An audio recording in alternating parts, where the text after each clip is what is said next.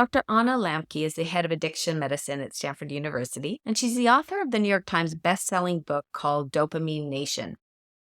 And here she talks about how it's important for us as parents to let our kids know what we're observing with them around their time online and how they act when they're offline.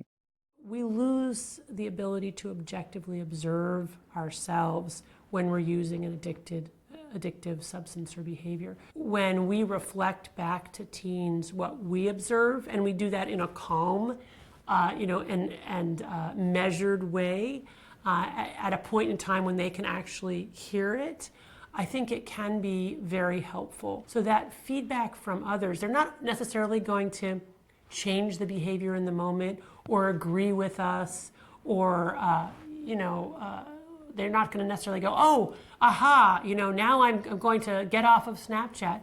It's not like that, but the cumulative effect over time of us reflecting that back to them, I think it does eventually go in and have some kind of impact.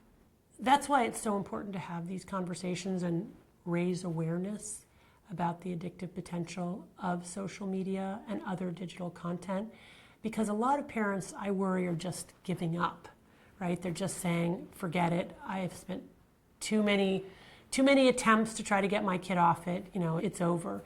And I don't think we should do that.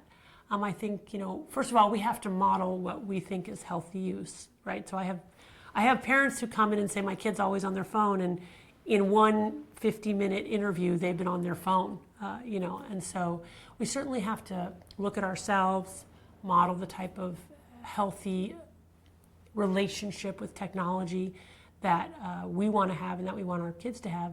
But I think it's really important not to give up on them or on pushing back on the ways that technology has entered our lives in an unhealthy way. We have to continue to call each other out, and not just parents to kids, kids to parents too. Like a couple of weeks ago, my daughter came up to me and she said, Mom, you're always on YouTube now. And I immediately defensively responded, that's not true. I'm not always on YouTube. It's maybe half an hour a day. And I don't even really know what I was watching. Who knows? I'm sure it was completely, useless. But so I just reflexively said, that's not true. And she went away. And of course, then I had to think about it. And I thought to myself, am I always on YouTube now? So what I did was what I encourage my patients to do. I did what's called the 7-day timeline follow back method, where I said, okay, how long have I been on YouTube today? How long do I estimate I was on yesterday? How about the day before that, the day before that?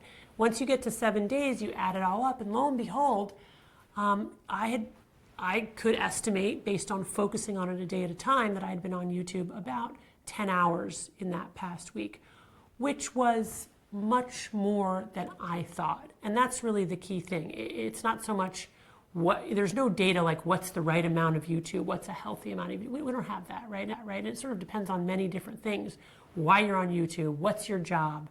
But for me, I had thought it was more like 2 to 3 hours a week, and it really was more like 8 to 10 hours a week. And so that was a little bit of like, my daughter's right, and what she's observing is something that's actually true, and I lost track of it.